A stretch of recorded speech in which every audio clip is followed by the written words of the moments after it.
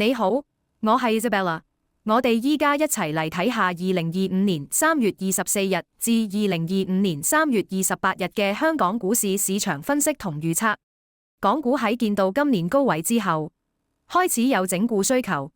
預計20天移動平均線會提供較強嘅技術支持。今年1、2月份嘅經濟數據顯示增長穩定，反映出經濟有一定嘅韌性。雖然近期市場急跌，但有機會喺下星期出現維穩買盤，帶動技術性回穩。市場分析師認為，經過今次回調之後，恒指仍然有潛力向25,000點進發，特別係大型國企業績公布之後。近期騰訊同中國移動嘅資本開支指引未能夠令市場滿意，導致科技股遭遇拋售，恒指跌穿20天線。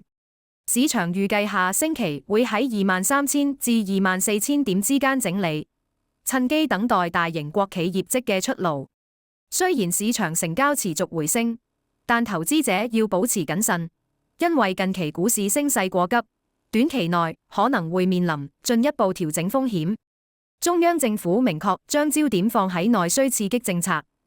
令港股對利好消息更加敏感。隨住資金流入增加，市場表現有望逐步回暖。雖然技術面仍然面對挑戰，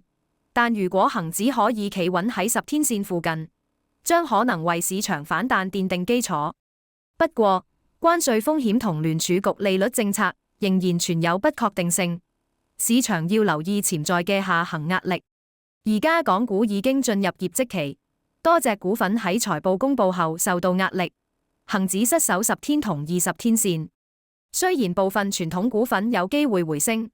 但整體指數仍然可能進一步回調。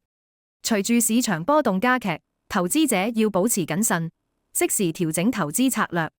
短期內，恒指有機會向3月初低位進發，投資者需要控制風險，避免過度進取。整體嚟睇，港股面對嘅市場環境充滿挑戰同機遇，投資者應該謹慎應對市場波動，